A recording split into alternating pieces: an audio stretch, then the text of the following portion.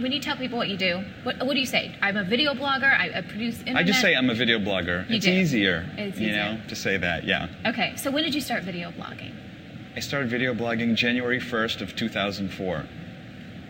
Really? Well, there wasn't any video blogs then, and so I'd been blogging since before blogging, 1997, by hand. I actually hand-coded this blog. I was a producer of a morning radio show, and guests would come in every day, and so I would put up a web page with like who they were and a link to their website or a link to their book or CD, and then the next day, other guests would come in, so I'd go into the HTML code, copy it, and then paste it up ahead, change the date, and put in the new stuff and have it be a link. Yeah. That's blogging, yeah. But there was no way to do it automatically then. So in 97, I was doing it in 97. Then in 2000, Blogger came out. Okay. I started using Blogger. How'd you find out about Blogger? Oh, just on the web, you know? Yeah. I don't remember. Were they calling it blogging at the time? Or was there still no... Yeah, well, Dave Weiner was blogging he had his own blogging software, so there were blogging software solutions out there, but Blogger came out and was free, and you could try it, so I did. Okay. And I actually also used every other blogging tool out there, TypePad, WordPress, you know, I try them all.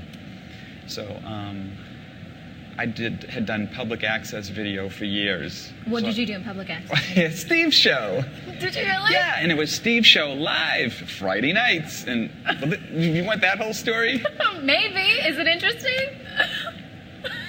It's hilarious. So I did public access, and you know, I ran camera for the woman who did the Adopt a Pet show. You know, that's what you do in public access. And then I directed the band concert and all these crazy things. And then I had a little show, Steve's show, and we went out with a camera and did all the stuff. So then one day I was in the studio, and I said, you know, I would like to do a live show. How would I do that, you know, by myself? And they were like, well, we could take the studio camera and bring it up the stairs to where the control room was and stick it in the control room, and you could bring yourself up live, and then you'd be live. And he said, one-man band for all of that? You were going to do it in the studio. Well, I wanted to as a challenge, you know. So he's like, well, why don't we try it and see? So we brought the studio camera up, and we turned it on, and we brought some lights up and turned them on, and then the guy who ran the public access said, well, why don't we just go live and try it? So we made me live, and I'm like, I would look at the camera and I'm like, hey everybody, it's Steve, we're live. How you doing? And then we said, well, why don't we take calls? So we like got the phone and we rigged it up, and we says, call in, and then the phone started ringing, and we put the callers on. So then they were like, where are you? Are you in your bedroom? Like, what is this? Like Wayne's World. That's what I'm thinking is like Wayne's World right now. It was like Wayne's World, so it was like crazy. So we said, all right, let's do it. So I did it every Friday night. What'd you talk about? Well, I worked all day, and on the weekends I filmed stuff, and then I came on live, and I was like, hey, it's Steve's show, and so this week I went down to the, you know, farmer's market, and let's go see, and then I'd do my own roll-in and play the video, and then come back, and then I took calls, and I gave away CDs and things, and so it got to the point where we would go live at like 7, and the phone started ringing. So then people started calling in, and they just talked to me, and it was really fun. Wow. So I did that for quite a while. And was that at the same time you were blogging and doing stuff at the radio? Yep. Everything is usually all together. With you, it's like all at once, right? Yeah, pretty much. So that was all tape to tape, kind of editing. Yeah. And then I met this guy who had an Avid, and he showed me how editing was done on the computer.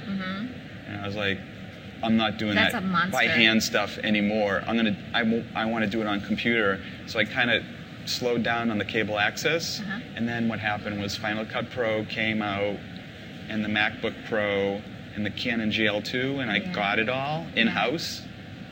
So then I could start doing my own video, which was really cool. And I started doing my own video, and I put like little videos up on the web.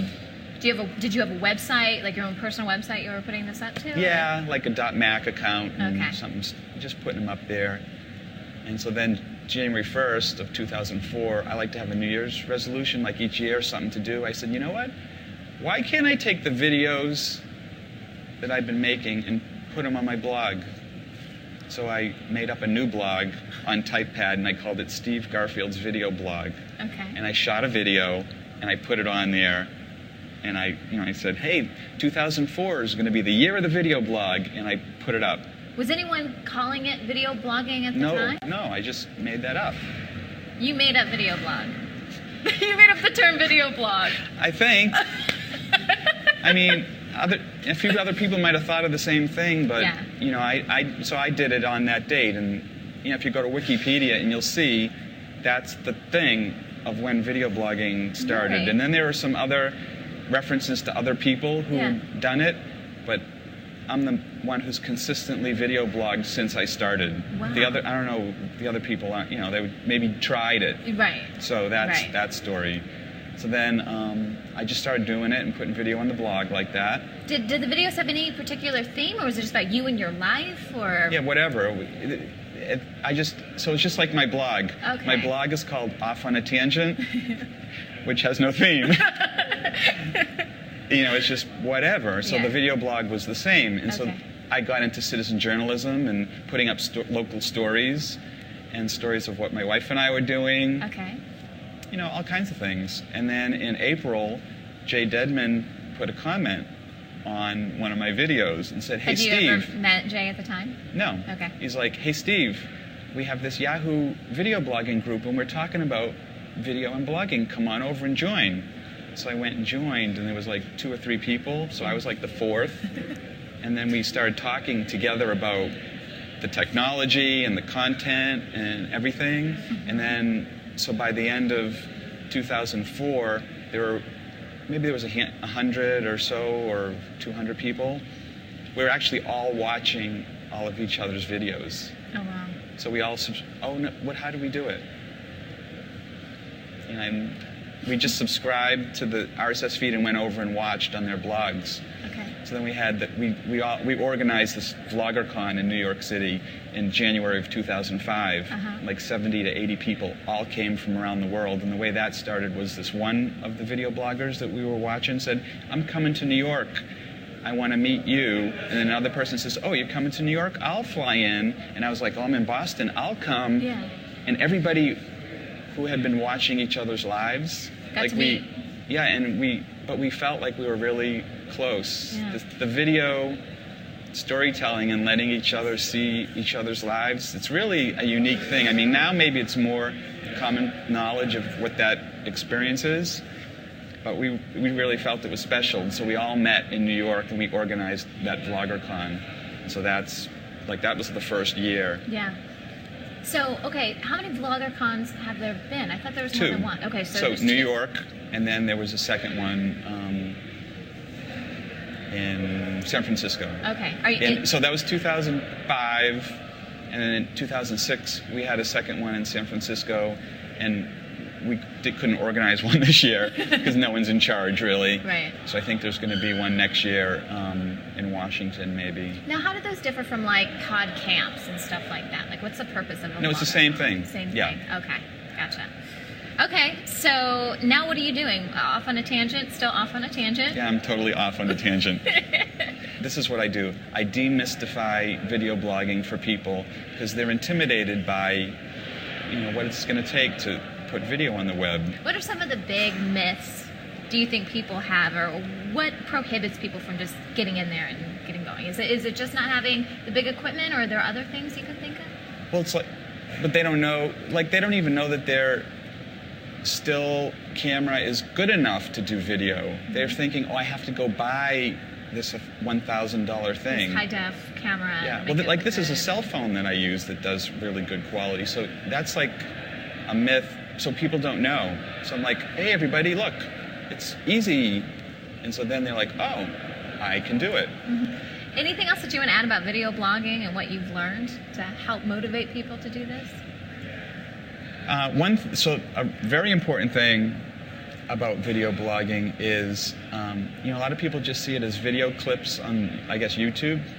People doing stupid stuff. Mm-hmm. But over time, what I've found is once you watch the videos, there are people behind these videos, and it's people's stories. and you comment, and you get to know the people, and relationships are formed. And some of my best friends are video bloggers, really good friends, and that's, everyone has the passion for doing the similar thing. Yeah. It's kind of technical, it's kind of geeky, but it's also creative, and so it's just allowed me to make really great connections with great people from all over the world, really. Right. And so that's like so valuable, I think. It is. Yeah.